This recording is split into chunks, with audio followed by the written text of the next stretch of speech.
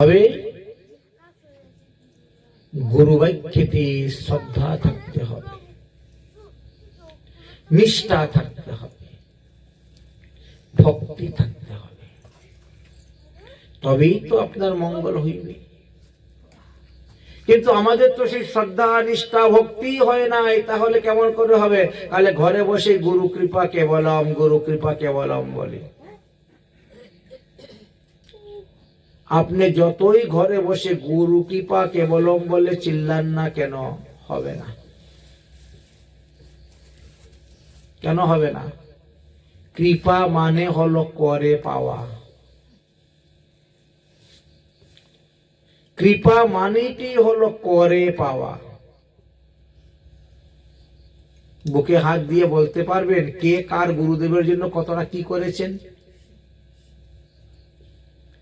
ছেলের জন্য করছেন, মেয়ের জন্য করছেন, স্বামীর জন্য করছেন, নাতিপুতির জন্য করছেন, পাড়া প্রতিবেশীর জন্য করছেন, গোষ্ঠী করার জন্য করছেন, 14 গোষ্ঠী সবার সবকিছু করছেন। গুরুদেবের জন্য কে কি করেছেন? কৃপা কি এমনি হয়ে যায়? কৃপা মানে হলো করে পাওয়া। তাদের সেবা যত্ন করছেন বলে তাদের কৃপা পড়ছে আপনার উপরে। কৃপা মানেই হলো করে পাওয়া। যদি কেউ গুরু সেবা না করে তাহলে গুরু কৃপা পাবে কেমন করে? গুরু সেবা দুই প্রকার হয়। এক হলো প্রাসঙ্গরূপী সেবা, আর এক হলো পরিচর্যারূপী সেবা। এই দুই রকম সেবা আছে। পরিচর্যারূপী সেবা কাকে বলে? কাপড় চোপড় ধুয়ে দেওয়া, হাত পা টিপে দেওয়া, অসুস্থ হলে ডাক্তার দেখানো, চিকিৎসার ব্যবস্থা করা, এগুলাকে বলা হয় পরিচর্যারূপী সেবা। প্রাসঙ্গিক সেবা, গুরুদেবকে বিশেষ তিথি অনুসারে ডেকে আনা, পাঠ কীর্তন উৎসব অনুষ্ঠান করা, এগুলাকে প্রাসঙ্গরূপী সেবা বলা হয়। এই দুই ভাবে গুরু সেবা করা হয়। আর গুরু সেবার দ্বারাই গুরুর কৃপা লাভ করা হয়। মাধবেন্দ্র পুরী যখন অসুস্থ ছিলেন তখন ঈশ্বর পুরীপাদ তিনার সেবা করেছিলেন। ঈশ্বর পুরী করেন শ্রীপাদ সেবন, সহস্তে করেন মল মূত্রাদি মার্জন। আমরা যখন ছোট ছোট বাচ্চাদের মলমূত্র পরিষ্কার করা হয়, সেই রকম মাধবেন্দ্র পুরী যখন অসুস্থ হয়েছিলেন, বিছনায় শয্যাশায়ী, ঈশ্বর পুরী তখন মলমূত্র পর্যন্ত পরিষ্কার করতেন, মার্জন করতেন। আমরা গুরুদেবকে প্রণাম করে বলি, গুরুদেব আপনি আমাকে কৃপা করুন, আপনি আমাকে আশীর্বাদ করুন। কিন্তু ঈশ্বর পুরীকে বলতে হয় নাই। সেবাতে সন্তুষ্ট হয়ে মুখে দিয়ে এমনি কৃপা বেরিয়ে গেছে। তুমি আমার এত সেবা করলে, এত যত্ন করলে, আমি আশীর্বাদ করলাম, কৃষ্ণে মতির অস্তু। সেবা বেরিয়ে গেল। এই গুরু কৃপা, এই গুরুর আশীর্বাদে দেখেন তিনি কি করলেন? কলিযুগ পাবন অবতার গৌরাঙ্গ মহাপ্রভুর মতন শিষ্য পেয়ে গেলেন। ঈশ্বরপুরী কার আশীর্বাদে ভগবানকে শিষ্য রূপে পাইল? গুরুদেবের কৃপায়, গুরুদেবের আশীর্বাদ। তাই গুরু কৃপা হি কেবলম, এই কথাটা সত্যি। কিন্তু সেবা না করলে কৃপা হয় না। শাস্ত্রে বলছেন তোমার যা আছে তুমি তাই দিয়ে গুরু সেবা করো, যা তোমার নাই তা চিন্তা করে গুরু সেবা করতে যেও না। আমার অমুকটা হইবে, তারপরে গুরু আনবো, তারপর অমুকটা করব। একটা কথা আছে না যে 10 মণ ঘিও হবে না, রাধার নাচও হবে না, এই অবস্থা। তাই যা আছে তোমার তা দিয়ে তুমি গুরু সেবা করো। বড় সুন্দর একটা উদাহরণ দিয়েছে। একবারে গুরুদেব অসুস্থ হয়েছেন,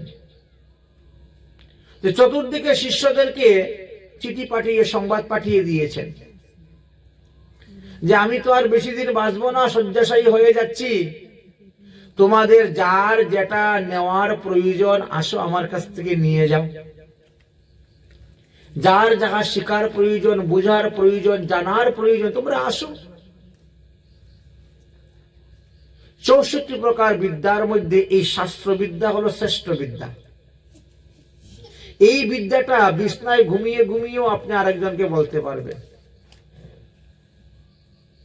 কিন্তু অস্ত্র বিদ্যাটা তো আর প্রয়োগ করতে পারবেন না। শরীরে শক্তি না থাকলে অস্ত্র উঠাইতেই পারবেন না। বিদ্যা শস্ত্রঞ্চ শাস্ত্রাঞ্চ দেবীদ প্রতিপত্তয়ে প্রথমা আদরে সদা দ্বিতীয় হাস্যতে বৃদ্ধা। বৃদ্ধকালে অস্ত্র বিদ্যাটা কাজে লাগবে না, কিন্তু শাস্ত্র বিদ্যা কাজে লাগবে। অনেকেই দীক্ষা গ্রহণ করেছেন, কিন্তু এখনো গুরুদেবের কাছ থেকে প্রণালী আসেন নাই, প্রণালী আনেন নাই, গুরু প্রণালী। গুরুদেব জীবিত থাকতে যদি তার কাছ থেকে প্রণালী না আনেন, মরলে পরে কোথায় পাবেন?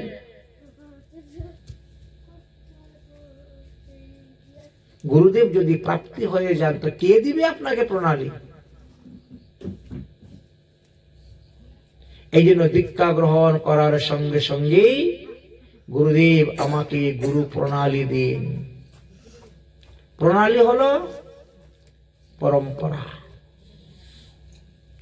যেভাবে আপনার বংশ পরম্পরা আছে না, তর্পণ করার সময় বলে না 7 পুরুষের নাম বলুন, পিতা, পিতামহ, প্রপিতামহ, বৃদ্ধ পিতামহ, অতিবৃদ্ধ পিতামহ, বলে না, মাতামহ, মাতামহী, মাতুল, দুনিয়া সবার নাম।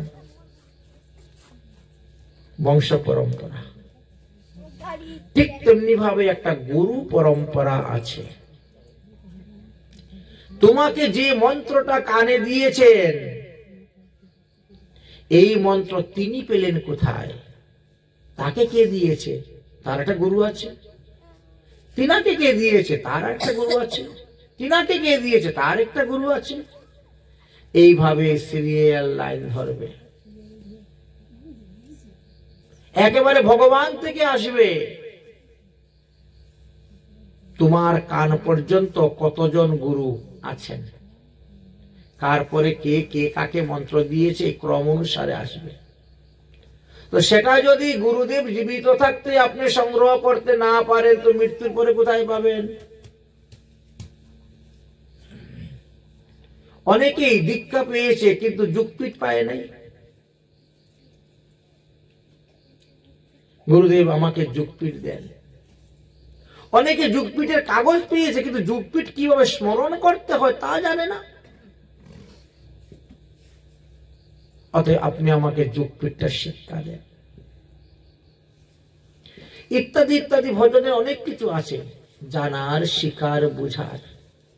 আমরা মনে করি কানে ফু দিল, দীক্ষা হয়ে গেল, বাস, আর কিছু লাগে না, চতুর্ভুজ হয়ে গেছি আমি। ভুল সিদ্ধান্ত। শুধু দীক্ষা নিয়ে বসে থাকলে হবে না, শিক্ষার প্রয়োজন আছে। এই জন্য গুরুদেব সবাইকে অ্যালার্ট করে দিলেন, দেখ আমি আর বেশি দিন বাঁচবো না, তাদের যে যা প্রয়োজন আছে এসে নিয়ে যা আমার কাছ থেকে। তো চিঠি পেয়ে, সংবাদ পেয়ে এক পালোয়ান এসে উপস্থিত। পালোয়ান বুঝেন তো, ওই যে লড়াই করে, কুস্তি করে, ডাব্লু কুস্তি দেখেন না টিভির মধ্যে, বাবা কিভাবে ধরে আছাড় মেরে ফেলে, সেই রকম এক বিশাল পালোয়ান এসে উপস্থিত। গুরুদেব দণ্ডবত প্রণাম, শুনলাম আপনি নাকি অসুস্থ। বলে হ্যাঁ বাবা ঠিকই অসুস্থ, কিন্তু কি করব, আমার টাকা পয়সা নাই। যদি আমার টাকা থাকতো এখনই আমি অ্যাম্বুলেন্সে নিয়ে আপনাকে শহরে নিয়ে চিকিৎসা করাইতাম।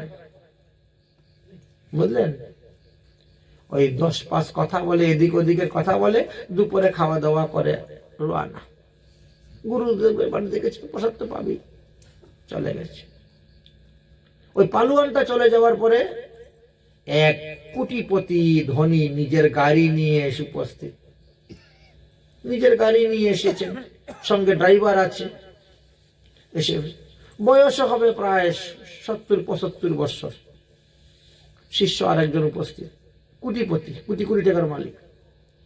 গাড়ির থেকে নামে লাঠি বোর্ড দিয়ে কাশতে কাশতে আস্তে আস্তে আসছেন। গুরুদেব আপনি নাকি অসুস্থ? বলে হ্যাঁ বাবা অসুস্থ। ইস, আমার ডায়াবেটিসে সমস্ত শরীরে শক্তি নাই। যদি আমার কাছে শক্তি থাকতো আমি এখন আপনার হাত পা টিপে দিতাম, আপনার হাত পায়ে তেল লাগিয়ে দিতাম। হলো গুরু সেবা? যে কোটিপতি সে একবার বলে না যে চলেন তো আমার গাড়িতে বসুন তো, নিয়ে যাই চিকিৎসা করানোর জন্য? তার মুখে দিয়ে এই কথা বেরোয় না। সে বলে আমার শরীরে শক্তি নাই, থাকলে একটু হাত পা টিপে দিতাম, একটু তেল লাগিয়ে দিতাম, মালিশ করে দিতাম, গুরুদেবের চরণ সেবা করতাম। আর যার শক্তি ছিল হাট্টা কাট্টা, হ্যাঁ, সে পারতো না, চরণ টিপে দিত। কিন্তু সে উল্টা, আমার কাছে টাকা থাকলে আমি আপনাকে শহরে নিয়ে চিকিৎসা করাইতাম। এই হলো মূর্খামি সব থেকে বেশি। তোমার কাছে যা আছে তা দিয়ে তুমি গুরু সেবা করো, তা দিয়ে বৈষ্ণব সেবা করো, তা দিয়ে ভগবত সেবা করো। যাহা নাই তার জন্য পস্তাইবা না। ওইটা হলে ওই করব, তাহলে হবে না, হবে না। যাদের উপরে গুরু কৃপা হয়েছে, যাদের উপরে মহৎ কৃপা হয়েছে, তারাই সংসার বন্ধন থেকে মুক্ত হয়ে হরিভজন করতে পারতেছে, না হলে হরিভজন করতে পারে না। এত সুন্দর দৃষ্টান্ত দিয়েছে। অতএব আপনার কাছে যা আছে আপনি তা দিয়ে আপনি সাধু গুরু বৈষ্ণবের সেবা করুন। যতটা সমর্থ আছে আপনার ততটাই আপনি দান করুন সাধু গুরু বৈষ্ণব সেবায়, ততটাই দান করুন ভগবত সেবায়। তবেই তো আপনার মঙ্গল হবে, কল্যাণ হবে।